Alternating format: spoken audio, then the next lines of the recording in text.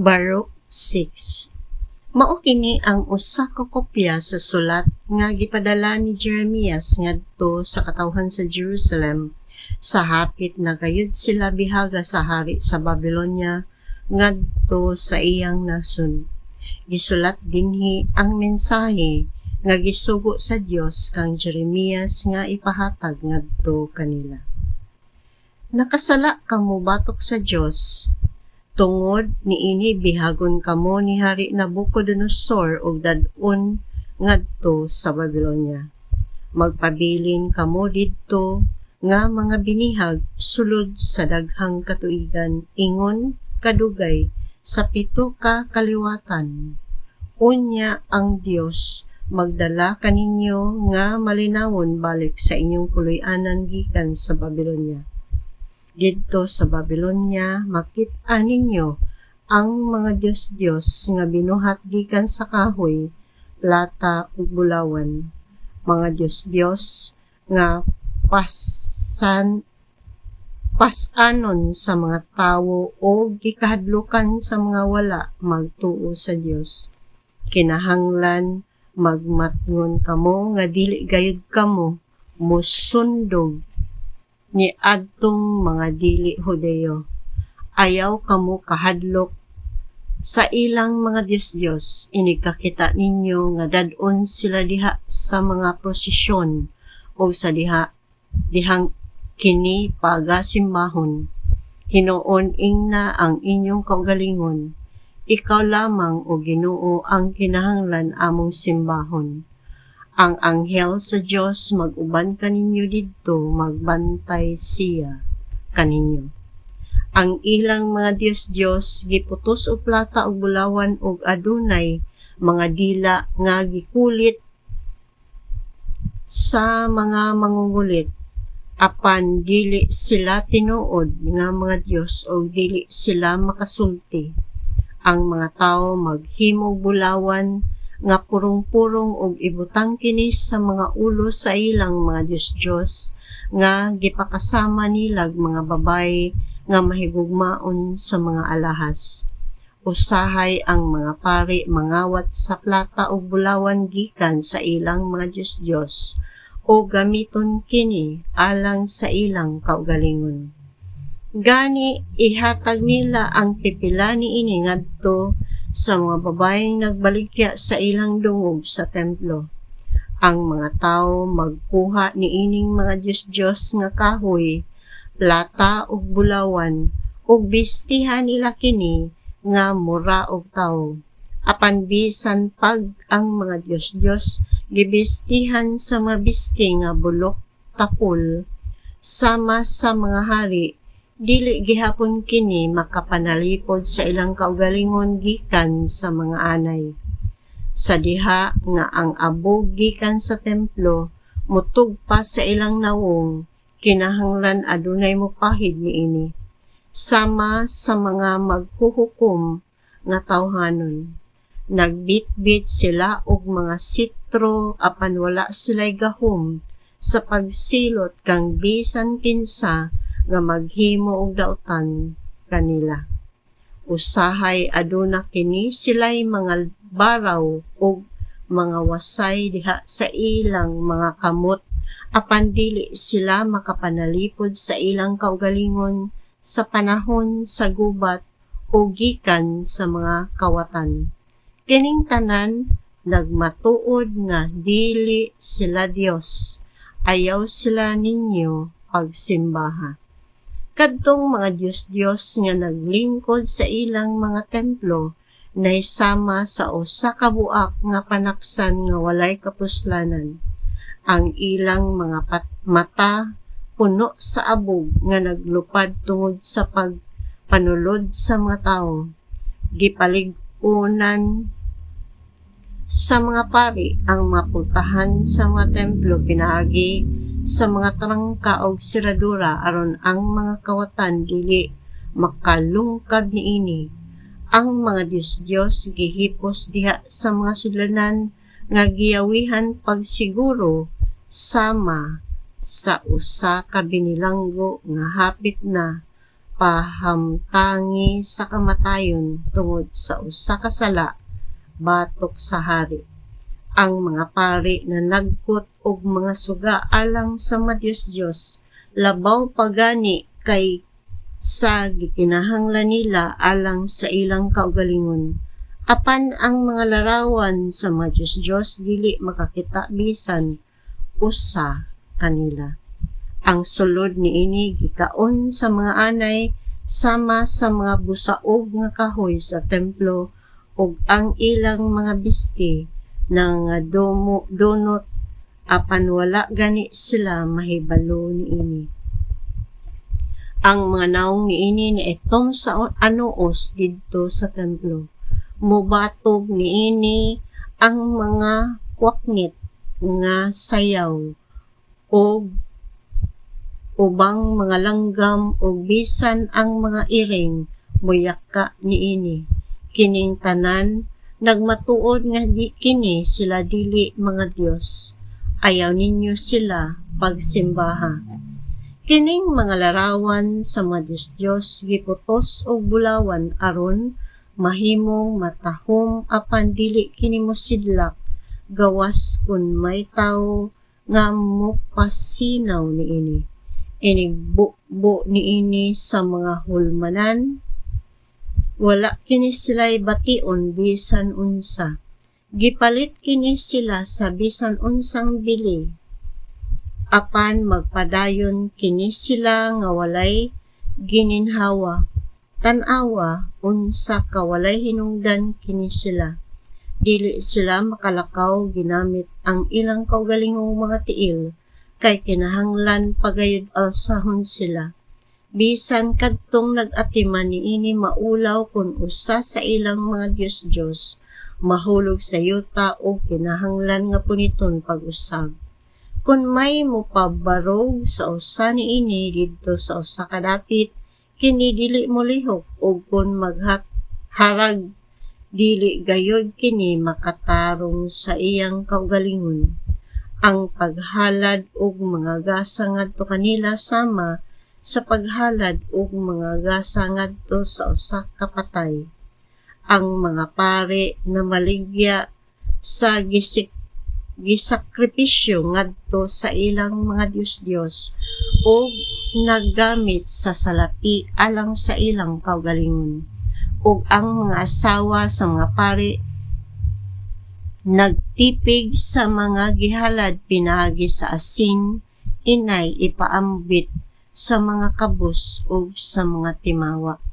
Bisan ang mga babae nga giadtan sa ilang binulan o ang mga babae nga bag-ong lang nanganak, gitugutan sa paghikap sa mga halad, kining tanan nagmatuod nga kini, dili mga Dios.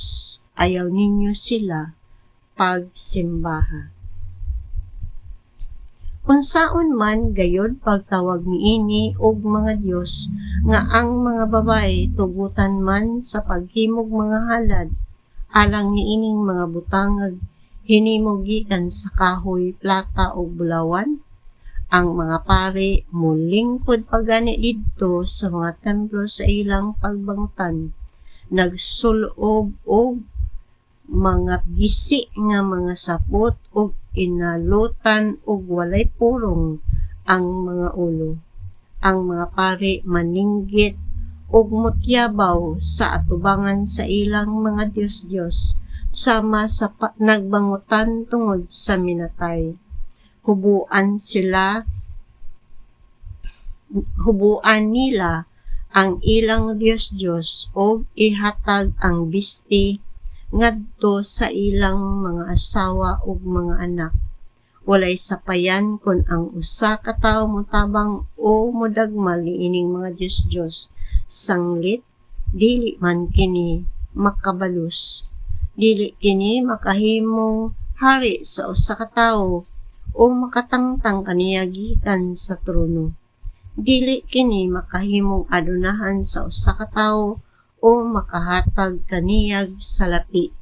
Kung ang usa ka tawo maghimog usa ka panaad apan dili gayud motuman ini, dili gayud kini makahimo pagbayad kaniya.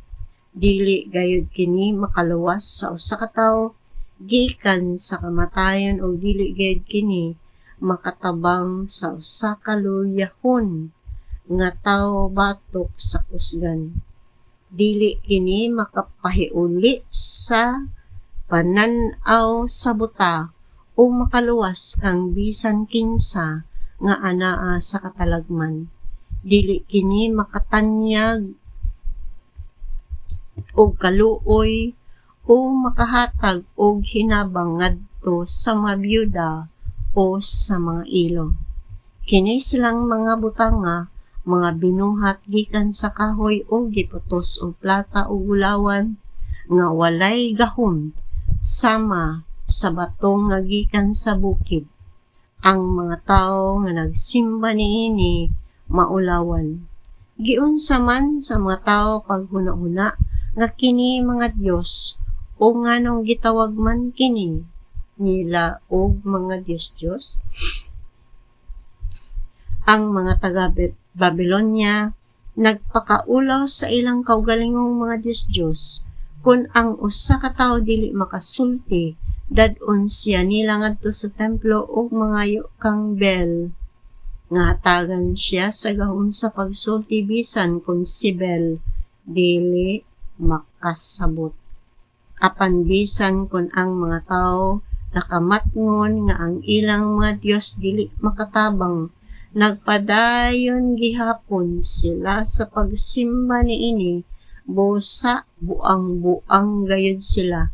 Dugang paniini ang mga babay nagbakos og mga pisi o naglingkod sa dapin sa dalan, nagsunog og mga insenso og nagtanyag sa ilang kaugalingon, ingon nga mga babay nagbaligya sa ilang dungog. Kung ang usa kanila pakighilawasan mobalik siya aron magpagbibiyay sa babaye nga naglingkod tupad kaniya nga wala pilia tungod kay walay igong katahom. Ang tanan mahitungod niining mga Diyos bakak. Unsaon man paghuna-huna ni bisan kinsa nga kini mga Diyos ug unsaon man pagtawag niini nga mga Diyos. Ang mga mangungulit og kahoy ug ang mga platero maoy namuhat niining mga Diyos, busa wala kini sila'y mahimo gawas sa tuyo sa naghimo kanila.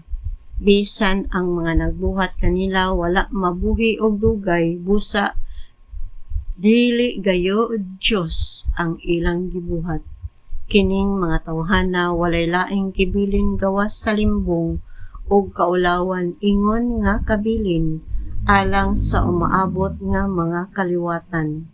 Inig-abot sa mga gubat o kagubot, ang mga pari naglaraw asa sila manago uban sa ilang mga Diyos. Kining mga Diyos walay mahimo sa panahon sa mga gubat o mga kagubot. Nganong dili man makaamgo ang mga tawo nga kining mga larawan sa mga Diyos dili mga Diyos. Kining mga larawan sa Diyos dili labaw sa mga kahoy nga giputos sa plata o bulawan. May adlaw ra nga masabtan nga kini sila dili mga Diyos. Ang tanang mga nasod o mga hari makaamgo nga ang larawan sa mga Diyos binuhat lamang og tawo. Wala sila'y gahom sa pagka-Diyos ug bisan kinsa angay nga mahibalo nga sa pagkatinuo dili kini mga Diyos. Kining mga gipaka-Diyos dili gayud makahimo nga hari kang bisan kinsa o makapaulan. Dili kini sila makahimo sa paghukom mahitungod sa ilang kaugalingong mga butang o makahatag og hustisya kang bisan kinsa nga gilupigan. Wala gayud kini sila'y mahimo bisan unsa. Kini sila walay kapuslanan sama sa mga uwak nga naglupad-lupad libot sa kahanginan. Kung ang usa ka templo masunog, ang mga pari managan aron pagluwas sa ilang kaugalingon, samtang ang mga Dios nga hinimo gikan sa kahoy o giputos og plata o bulawan mahibilin nga mga sunog sama sa mga busaog nga kahoy. Dili kini makasukol batok sa mga hari o makaasdang sa gubat batok sa mga kaaway. Unsaon man pagtuo ni bisan kinsa nga kini sila mga Dios. Kining mga Diyos nga kahoy pinutos og plata og bulawan, dili makapanalipod sa ilang kaugalingon batok sa mga kawatan ug mga tulisan nga manghilabot sa plata ug sa bulawan sa mga Diyos ug sa mga sinina niini ug manglakaw nga dala kining tanan. Ang mga Diyos walay mahimo aron pagsanta kanila. Bisan unsang butanga, isog man siya nga hari o usa ka mapuslanong kulon, mas maayo pa kaysa usa ka mini nga Dios. Bisan ang usa ka pultahan mas maayo pa kaysa usa ka mini nga Dios, kay ang usa ka pultahan makapanalipod man sa mga butang nga anaa sa sulod sa balay. Bisan ang usa ka haligi nga kahoy didto sa palasyo mas maayo pa kaysa usa ka mini nga Dios. Ang Dios naghatag sa adlaw, bulan ug sa mga bituon aron maghatag sa kahayag ug kini sila nagtuman kaniya. Ingon usab niini ang kilat ug ang hangin. Ang kilat makita sa layo ug sa bisan diin ug ang hangin naghuyop sa tanang dapit. Sa pagsugo sa Dios sa mga panganod aron kini mokaylap sa tibuok kalibutan, kini mituman. Sa diha nga ang Dios nagpadala og kalayo gikan sa langit aron pagsunog sa mga bukid ug sa mga lasang, gituman niini ang gisugo niya. Ang mga larawan sa mga Diyos dili makahimo niining mga butanga. Dili gani kini makahimo sa pagsundog. Nganong kinahanglan mang tawgon kini nga mga Dios nga dili man gani kini makahimo sa pagtabang kanato o pagdagmal kanato sa bisan unsang paagi? Nahibalo kamo nga kini dili mga Dios. Ayaw ninyo sila pagsimbaha. Kining mga Diyos walay gahom sa mga hari. Dili kini makabungat og mga tunglo batok kanila o makahatag kanila og mga panalangin. Kini dili makahimo alang sa mga nasod bisan unsang tilimad-on sa panganod. Dili kini makadan-ag sama sa adlaw o sa bulan. Bisan ang mga ihalas nga mga mananap, mas maayo pa kay niining mga larawan sa mga Diyos. Bisan ang mga mananap, mas maayo pa kay niining mga Diyos, kay makadagan man